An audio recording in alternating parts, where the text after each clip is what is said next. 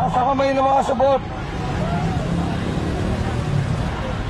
So, ayan.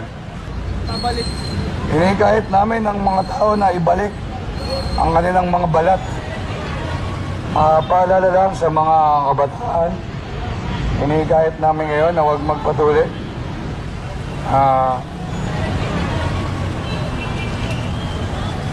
Yaman siya, yaman yung babae dyan. So, sa mga kababaihan, bigyan nyo kami ng chance na tanggapin at mahalin dahil sa aming pagkasupot. At naniniwala kami na mas nakakalalaki ang pagiging support. Tama? Tama! Tama? Tama! Tama? Tama! Yan. Minamahal lang namin ang binigay sa amin ng Panginoong Diyos. Wala kaming ibinabawas na balat, bagos may dinadagdag pa.